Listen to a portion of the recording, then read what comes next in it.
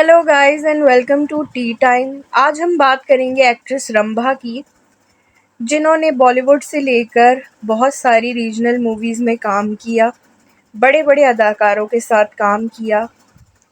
इन्होंने जुड़वा, बंधन, क्योंकि मैं झूठ नहीं बोलता, इस तरीके की काफ़ी हिट मूवीज़ में काम किया है।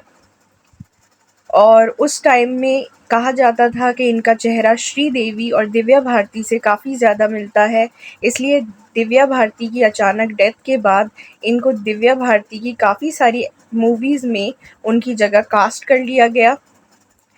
फिर बताऊंगी आपको कि कैसे ये एक अब्यूसिव मैरिज में रहीं और हर बच्चा पैदा करने के बाद अपने हस्बैंड के खिलाफ इन्होंने कोर्ट का दरवाज़ा खटखटाया, लेकिन उसी हस्बैंड के साथ इन्होंने 3 बच्चे भी पैदा किए।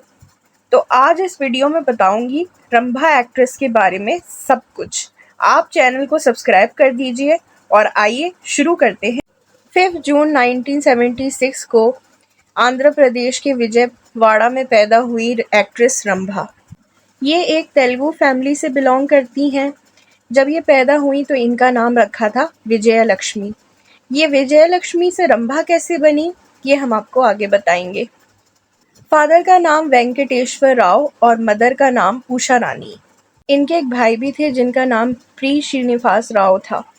रंभा की एजुकेशन जो है विजयवाड़ा के एटकिंसन एजुकेशन स्कूल में हुई। रंभा जब 7th स्टैंडर्ड में थी तो एनुअल डे फंक्शन पे ये माँ भगवती का रोल प्ले कर रही थी, जिसके लिए इनको काफ़ी ज़्यादा अवार्ड्स भी मिले। और वहाँ उस एनुअल डे फंक्शन में चीफ गेस्ट के तौर पे मलयालम फिल्मों के डायरेक्टर हरिहरन भी आए थे, जिन्होंने रंभा को देखते ही पसंद कर लिया और मूवी से लॉन्च करने का उनको इरादा कर लिया।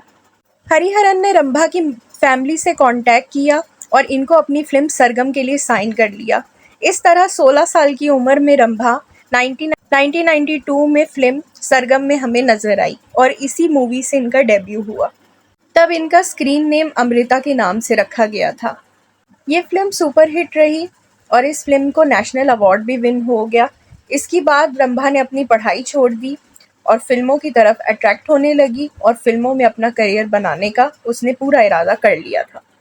1992 में ही आ उकाती डाकू, जो कि एक तेलुगु फिल्म थी, उसके लिए रंभा को रोल ऑफर हुआ। ये बड़े बैनर की फिल्म थी और ये फिल्म भी सुपरहिट रही।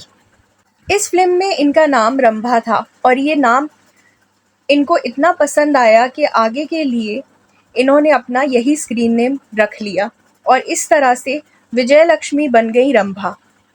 2 मूवी सक्सेसफुल होने के बाद रंभा को बहुत सारी फिल्मों में कास्ट किया जाने लगा।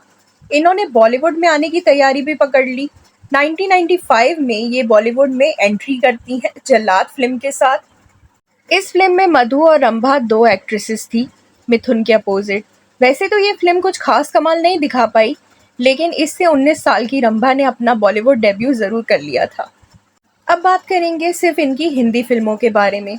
जल्लाद के बाद इनको कास्ट किया गया फिल्म जुर्माना के लिए। इस फिल्म में भी एक्ट्रेस रंभा के साथ मिथुन चक्रवर्ती थे। ये फिल्म भी एवरेज रही। वैसे तो ये फिल्म मल्टी स्टारर थी, मगर रंभा को खास तारीफें मिली क्योंकि इस मूवी में इन्होंने स्विम सूट भी पहना था और कुछ तगड़े एक्शन सीन्स भी किए थे। रंभा ने तीसरी बार भी मिथुन चक्रवर्ती के अपोजिट ही काम किया दानवीर फिल्म में।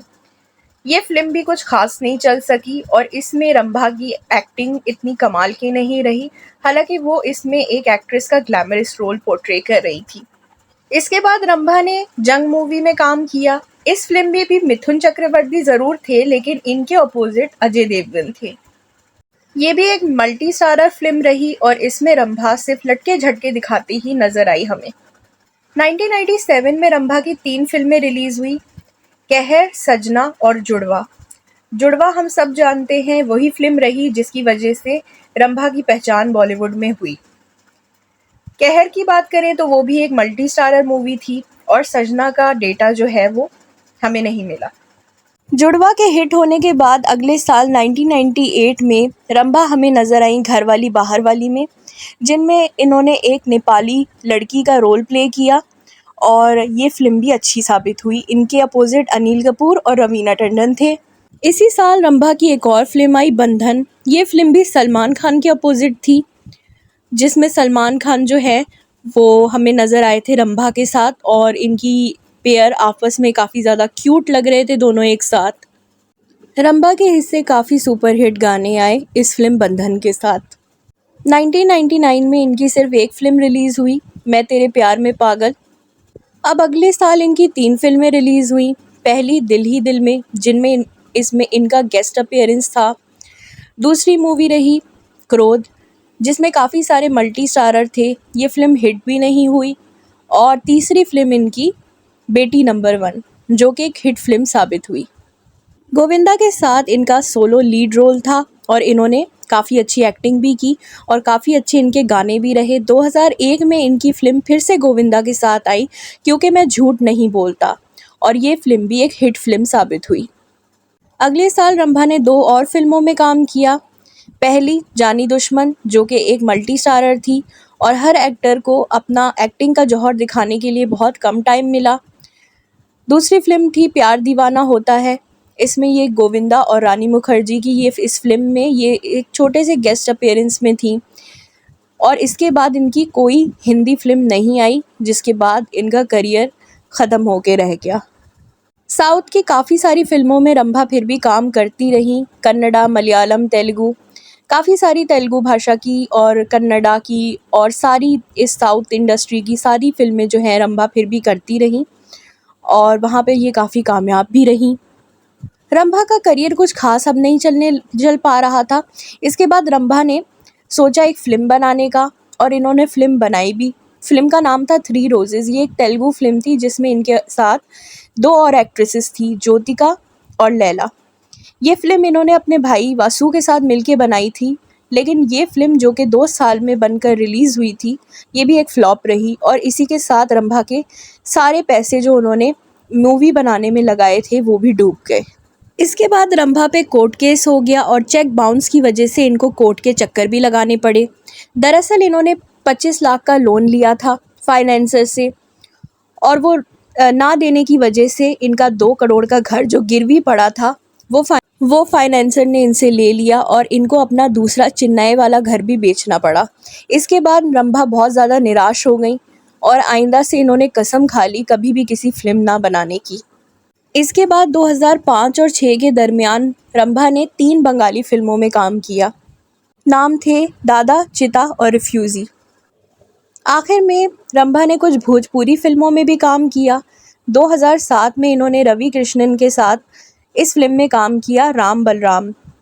इसी साल इन्होंने रवि कृष्णन के साथ एक और फिल्म में काम किया, रसिक बलमा, और इसमें इन्होंने बड़े बोल्ड और हॉट सीन्स भी परफॉर्म किए।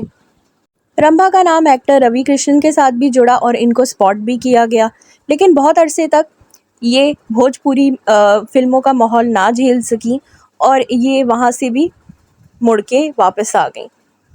और फिर इन्होंने काफ़ी ज़्यादा साउथ में रियलिटी शोज़ उनको जज किया।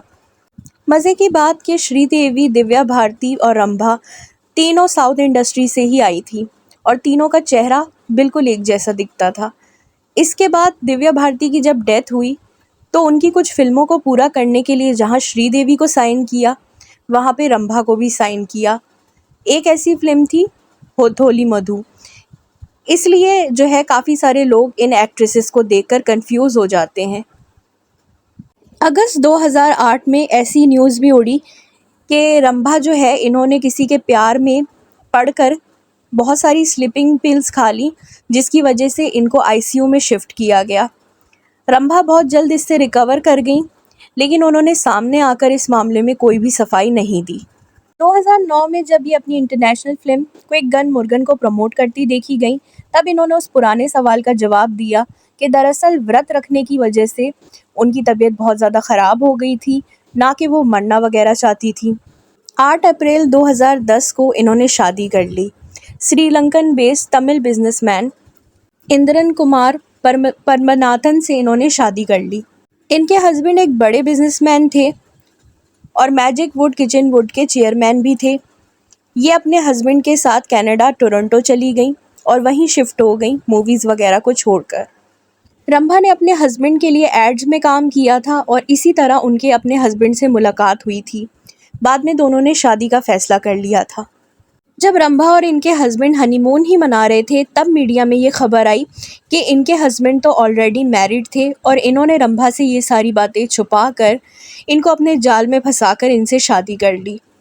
लेकिन इस बारे में सच्चाई क्या थी ये कभी सामने नहीं आ सकी, क्योंकि रंभा ने शायद समझौता कर लिया और अपने हस्बैंड के साथ रहने लगी। इसके बाद 2011 में इन्होंने अपनी बेटी को जन्म दिया जिसका नाम लानिया रखा गया। और उसके बाद इनकी सास ने इनके साथ बड़ा बुरा बिहेवियर किया, इनको ताने भी मारे, इनकी ज़िंदगी बहुत मुश्किल कर दी।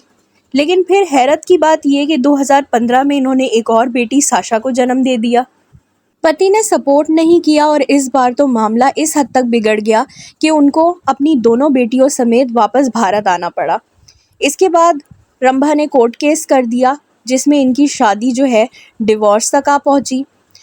2016 में फिर ये चाहती थी कि इनके हस्बैंड जो है इनको 1.5 लाख पे करें, क्योंकि उनकी मंथली इनकम तो 25 लाख थी। लेकिन फिर पता चला इन दोनों ने वापस आपस में समझौता कर लिया और ये दोबारा से 2017 में अपने हस्बैंड के पास वापस चली गई।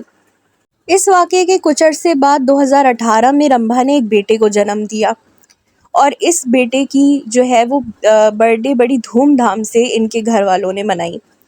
लेकिन लोगों का ये कहना था कि रंभा की कोई सेल्फ रिस्पेक्ट नहीं है।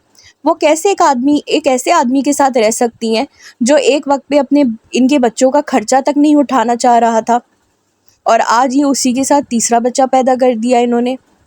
लोगों का ये भी कहना रहा कि बेशक ही ज़्यादा पढ़ी लिखी नहीं रही, फिल्मों के चक्कर में इन्होंने जल्दी जल्दी पढ़ाई छोड़ दी थी, बेशक इनका सारा पैसा डूब गया फ़िल्म बनाने के चक्कर में।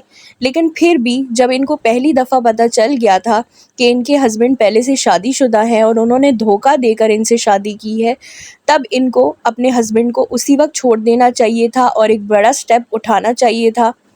लेकिन ऐसा ना करके और 3 बच्चे पैदा करके इन्होंने अपने दिमागी रोगी होने का सबूत दे दिया। तो गाइज़ बिल्कुल इसी तरीके से जो है आज हमने बात की एक्ट्रेस रंभा की, जो फ़िल्म में बहुत ज़्यादा नहीं चल पाई और ज़िंदगी में भी समझौता ही करके उन्होंने गुजारा है। खैर ज़िंदगी एक समझौता ही है। आपका क्या कहना है कि इनकी ये हरकत किस हद तक ठीक थी और किस हद तक गलत थी? आज ये खुश है, आज अपने सोशल मीडिया पे ये अपनी पिक्चर्स एंड वीडियोस पोस्ट करती रहती हैं और अभी रिसेंटली कुछ दिनों पहले इन्होंने प्रभुदेवा के साथ भी कुछ पिक्चर्स पोस्ट की थी। आप मुझे बताइए कि आपको ये एक्ट्रेस कैसी लगती हैं, इनका काम कैसा लगता है, क्या आपको इनकी कोई फ़िल्म याद है? ज़रूर बताइएगा मुझे। मेरे चैनल को सब्सक्राइब करना मत भूलिएगा क्योंकि मैं लाती रहती हूँ ऐसी इंटरेस्टिंग वीडियोस आपके फेवरेट सेलेब्स के बारे में।